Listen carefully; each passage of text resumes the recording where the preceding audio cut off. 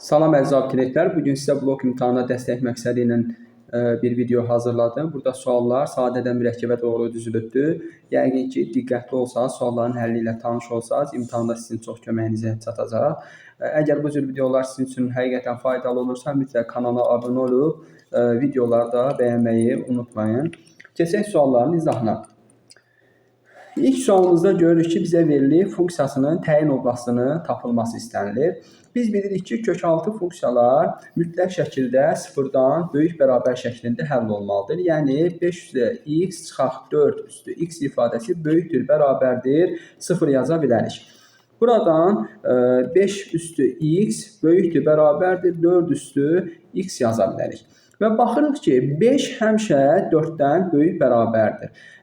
Və burada üstü qüvvətlərimiz eyni olduğuna görə biz sıfıra bərabər götürsək, x bərabərdir 0 desək, onda 5 üzərində 0 böyükdür, bərabərdir 4 üzərində 0 şərti ödənilir. Çünki istənilən ədədin üzərində 0 olarsa, 1-ə bərabərdir. 1, 1-dən böyük və bərabər şərti ödəndiyinə görə və 0-dan sonra istənilən natural ədədi qoysaq, məsələn, 1 qoysaq, 2 qoysaq, 5 üzərində 2 böyükdür, bərabərdir 4 üzərində 2. Yəni 25 böyükdür, bərabərdir 16. Şərti ödənildiyinə görə biz deyə bilərik ki, bu funksiyanın təyin oblasti mütləq şəkildə 0-dan müsbət sonsuzluğa qədər bütün ədədlər ödəniləcək. Keçirik İkinci sualımıza. Növbəti sualda bizə deyilir ki, funksiyasının qiymətlər çoxluğunu tapın.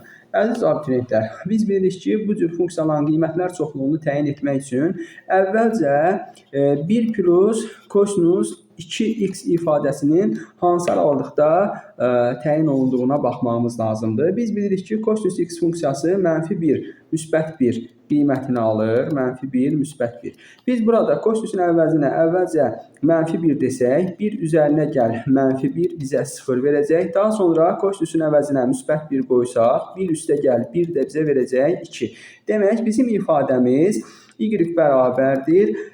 Birinci halda 3 üzərində 0, yəni 1-ə bərabərdir. İkinci halda isə y bərabərdir 3 üzərində 2. Yəni bu halda da alacaq 9. Demək, qiymətlər oblastımız 1-dən 9-a qədər təyin olunubdur. Demək, qiymətlər çoxluğu 1, 9, C variantı. Keçirik növbəti sualımızın izahına. Növbəti sualda bizə deyir ki, funksiyanın qiymətlər oblastını tapın. Əvvəlcə abituriyentlər, biz buna baxaq ki, bizim kök altındakı ifadəmiz loqaritmik ifadədir və loqaritma 5 əsasından loqaritmin altında x kvadratı çıxaq 5x üzərinə gəl 21. Bu ifadənin ayrılıqda biz belə deyək də qiymətlər çoxluğunu təyin edə bilərik. Yəni bir hansı aralıqda təyin olunubdur. Baxaq ki, x kvadratı çıxaq demək, daha doğrusu burada 8x-dir. 8x üzərinə gəl 21-i biz yaza bilərik bu şəkildə. X kvadratı çıxaq 8x üzərinə gəl 16 üzərinə gəl 5 şəklində yaza bilərəm. Buradan birinci hissəmiz, yəni x kvadratı çıxaq 8x üstə gəl 16 ifadəsi bizə x çıxaq 4-ün kvadratını plus 5. Buradan bilirik ki, bu ifadəmiz demək, x çıxaq 4-ün kvadratı 0 olarsa, 5-dən müsbət sonsuzluğa qədər qiymətlər ala bilər. Bu ifadəmizin qiymətlər çoxluğu məlumdur. Onda biz loqaritmik ifadədə bunu nəzərə alaq. Yəni bir loqaritmik ifadədə nəzərə alaq. O halda görürük ki, loqaritma 5 əsasından 5 müsbət sonsuzluq. Bax, bu şəkildə olacaq. 5 əsasından 5 bizə nəyi verir? Loqaritma 5-dən 5 mütləq bizə verəcək 1-i. Demək, bu funksiyamızın qiymətləri oblastı 1-dən müsbət sonsuzluğa qədər bütün ədədlər olacaq. 1-dən müsbət sonsuzluğa qədər D variantı. Keçirik növbəti sualımıza. Növbəti sualımızda artıq loqaritmin xassələrini tətbiq etmək lazımdır. Əziz abituriyentlər, biz bilirik ki, bu ifadəni əslində bu şəkildə də yaza bilərik. Məsələn, loqaritma 2 əsasından 24 bölünsün, 1 bölək loqaritma 2 əsasından 48. Çıxaq, demək, loqaritma 2 əsasından 96 bölünsün, 1 bölək loqaritma 2 əsasından 12. Yəni bu şəkildə parçalaya bilərik. Və daha sonra mən bunu eyni ardıcıllıqla loqaritma 2 əsasından 24 vurulsun loqaritma 2 əsasından 48 çıxaq loqaritma 2 əsasından 96 vurulsun loqaritma 2 əsasından 12. Bax bu formada yaza bilərəm. Daha sonra parçalanmadan istifadə etsək yaza bilərik ki, loqaritma 2 əsasından 24-ün əvəzinə loqaritma 2 əsasından 12 üzərinə gəl loqaritma 2 əsasından 2 yazıram. Çünki toplama hasili verir. Daha sonra loqaritma 2 əsasından 48 isə loqaritma 2 əsasından 12 üzərinə gəl loqaritma 2 əsasından 4 şəklində yazsam, bu şəkildə cəmimiz hasillə 48-i verəcək. Daha sonra çıxaq eyni halda loqaritma 2 əsasından 12 üstə gəl loqaritma 2 əsasından 8. Daha sonra isə bu loqaritma 2 əsasından 12-ni olduğu kimi saxlayıram. Loqaritma 2 əsasından 12. Gəlin indi burada loqaritma 2 əsasından 12-ləri hər hansı bir t deyək. Bu halda nə alınır? Bərabərdir yazıram buradan. Bərabərdir. Baxın, t loqaritma 2 əsasından 2 1-i verir. T plus 1. Loqaritma 2 əsasından 4 2 verdiyinə görə burada t plus 2 alınacaq. Daha sonra bu t'dir. Çıxaq t vurulsun. Demək, loqaritma 2 əsasından 12 1 t'dir. 2 əsasından 8 isə 3'dür. T plus 3. Daha sonra bunu vurub açsam, demək nə alınacaq? Baxaq görək. T kvadratı üzərinə gəl 2t, üzərinə gəl t 3t, t kvadratı üstə gəl 3t plus 2. Çıxaq t kvadratı, çıxaq 3t. Buradan t kvadratları və 3t'lər islah olsa, qalar cavabımız 2. Demək, bu ifadənin doğru cavabı 2-yə bərabərdir. Keçək növbəti sualımızın izahına. Burada artıq trigonometrik funksiya var içərisində, loqaritmin içərisində. Onda gəlin, əvvəlcə sinus x vurulsun kosinus x ifadəsini sadələşdirək. Bunun əvəzinə mən yaza bilərəm, əziz abituriyentlər, 2-də 1 vurulsun 2 sinus x kosinus x yaza bilərik. Bu bizə sinus 2x verəcəyinə görə, demək alırıq buradan 2-də 1 sinus 2x ifadəsini. Biz bilirik ki, sinusun qiymətlər çoxluğu demək -1, müsbət 1 aralığında dəyişir. 2-də 1-ə vursaq qiymətlərimiz -0.5 ilə müsbət 0.5 arasında dəyişmiş olacaq. İndi gəlin bu qiymətləri ifadədə yerinə qoyaq. Yəni loqaritma 2 əsasından 1 dəfə olacaq, 1.5 üzərinə gəl 0.5, yəni loqaritma 2 əsasından 2 o bizə verəcək 1-i. Bir dəfə də olacaq loqaritma 2 əsasından 1.5 çıxaq demək 0.5-i müsbəti qoysaq çıxaq 0.5 o da bizə verəcək loqaritma 2 əsasından 1 o da bizə verdi demək 0. Demək bu funksiyanın qiymətlər oblasti ümumilikdə dəyişəcək 0-1 aralığında. Bizə deyir ki, daxil olmayan, yəni daxil olmayan deyəndə bu aralıqda olmayan ən kiçik natural ədəd, təbii ki, bu da 2-dir ki, həmin aralığa düşmür. Əslində burada 4 də düşmür, 3 də düşmür, amma ən kiçiyini soruşduğuna görə aralığa düşməyən ən kiçik natural ədəd B bəndi 2-yə bərabərdir. Keçək növbəti sualımızın izahına. Növbəti sualda bizə deyir ki, tənliyini həll edin. Modul tənlikləri biz bilirik ki, 2 halda ifadə etmək olar. Birinci halda bu modul tənliklərimiz, yəni y üstü x çıxaq 2 ifadəsi 1 böyükdür 0 halına baxmalıyıq. Bir də y üstü x çıxaq 2 kiçikdir 0 halına baxmalıyıq ki, moduldan hansı ifadə açılacaq. Əgər modulumuzun içərisi müsbətdirsə, biz ala bilərik ki, buradan demək y üstü x çıxaq 2 olduğu kimi çıxar. Aşağıda y üstü x çıxaq 2. Bunlar bir-birini apardı, bərabərdir 1 alınır. Burada 1 çıxaq 1 yazsaq, 1 çıxaq 1 bizə bərabərdir 0 ifadəsini verəcək. Daha sonra nəyə diqqət edək? Əgər y üstü x çıxaq mənfidirsə, yəni moduldan mənfi ədəd çıxdığına görə, yəni mənfi y üstü x çıxaq 2 bu şəkildə mənfi ədədlər çıxır. Aşağıda y üstü x çıxaq 2 var. daha sonra çıxaq 1 ifadəsi var. Bunlar bir-birini aparsa mənfi 2. Buradan baxırıq ki, biz mənfi 2-yə bərabər edə bilmərik. Niyə? Çünki burada, baxın burada y üstü 2x çıxaq 5 üstü y üstü x plus 6-nın kvadratıdır və bu bizdə mənfi 2-yə bərabər ola bilməz. Bu hal ödəmədiyinə görə bura deyirik ki, kənar kökdür. Yəni bundan istifadə edəmirik. Ancaq sıfıra bərabər olan halını araşdırmağımız lazımdır. Onda gəlin bu tənliyə sıfıra bərabər deyib, yəni y üstü 2x çıxaq 5 y üstü x üzərinə gəl 6-ya 1 0 deyək. Sıfıra bərabər edib həll edək. Burada y üstü x-ə 1 t desək, t kvadratı çıxaq 5 t plus 6 bərabərdir 0 desək, burada bilirik ki, tənliyimizin kökləri t1 bərabərdir 2-yə, t2 bərabərdir 3-ə.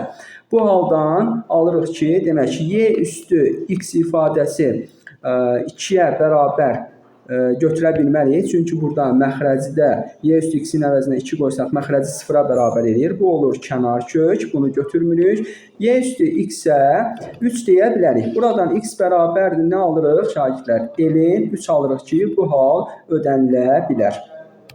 Əziz abituriyentlər, növbəti sualda bizə deyir ki, demək, loqaritma kökdəki çıxaq 1 əsasından x çıxıq 2 böyükdür. Loqaritma 3 minus 2 kökdəki əsasından 25. Əvvəlcə biz bunu yazaq ki, demək, loqaritma 3 minus 2 kökdəki əsasından 25-i biz belə yaza bilərikmi bunun əvəzinə? Loqaritma demək, kökdəki çıxaq 1-in kvadratı əsasından 5-in kvadratı. Baxın, indi kökdəki çıx 1-in kvadratı bizə verir. Kökdəkinin kvadratı 2 plus 1 minus 2 kök 2. O da bərabərdir 3 minus 2 kök 2. Olduğu doğruluğu ödənildiyinə görə biz belə yaza bilərik demək. Loqaritma kökdə 2 çıx 1 əsasından x çıx 2 böyükdür. Loqaritma kökdə 2 çıx 1 əsasından, demək bunun kvadratı, bir də 5-in kvadratı. Bu kvadratlar qarşıya birinci halda 2-də 1 kimi gəlir bilirik, digər hal 2 kimi gəlir. Onlar bir-birini aparır və bu halda alırıq ki, nəyə bərabərdir? 1-ə bərabərdir. Onda loqaritma kökdə 2 çıx 1 əsasından x minus 2 böyükdür. Loqaritma kökdə 2 çıx 1 əsasından 5 yaza bilərik. Burada loqaritmin altı kökdəki çıx 1 ifadəsi 1-dən kiçik olduğuna görə biz onda işarəni mütləq şəkildə dəyişməliyik. İşarəni mütləq şəkildə dəyişsək, x minus 2 ifadəsi kiçikdir 5-dən, x də kiçikdir 7-dən alırıq. Daha sonra loqaritmin altına ayrılıqda biz baxmalıyıq. X minus 2 böyükdür 0-dan, onda x də böyükdür 2-dən ifadəsi alınır ki, intervalımız 2-7 aralığıdır. Burada doğru həllimiz 3, 4, 5 və 6 cəmimiz 18-ə bərabərdir. Doğru cavabımız olacaq A variantı. Keçək növbəti sualın izahına. Növbəti sualda əziz abituriyentlər bizə deyir, bərabərlisinin tam əlləri cəmini tapın. Biz buradan yaza bilərik ki, demək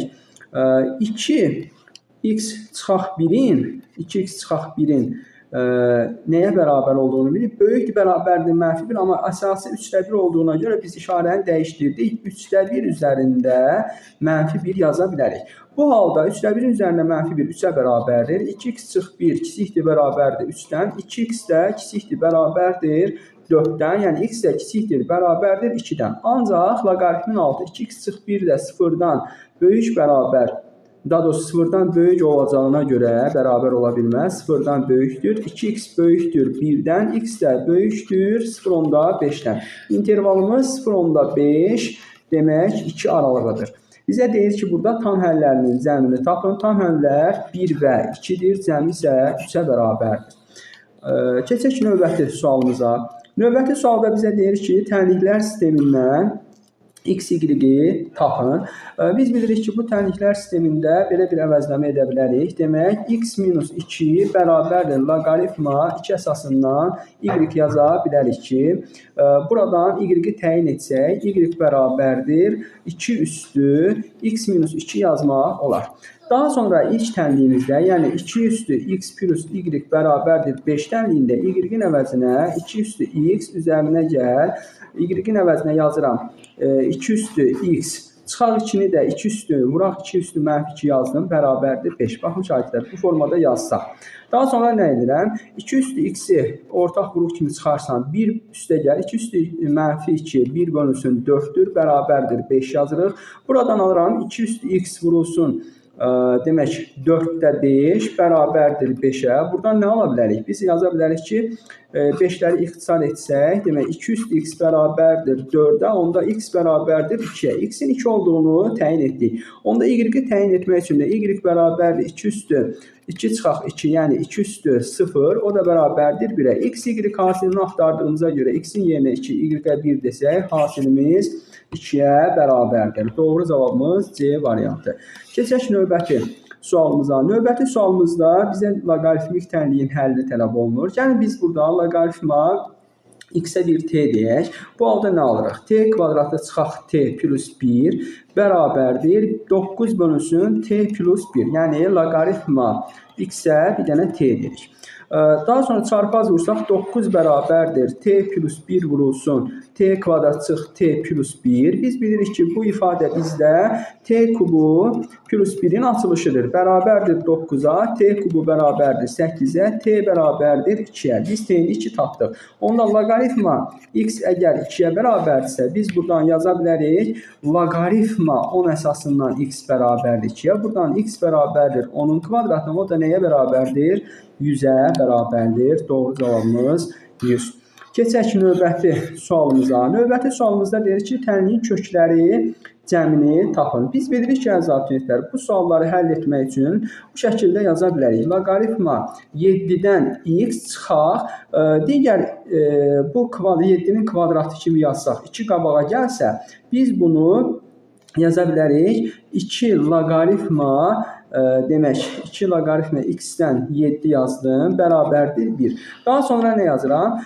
Bunu yaza bilərik ki, loqaritma 7-dən x çıxaq 2 vurulsun, 1 bölünsün loqaritma 7-dən x bərabərdir 1 formasında. Burada loqaritma 7-dən x-ə biz bir t desək, onda olacaq t çıxaq 2 bölünsün t bərabərdir 1-ə.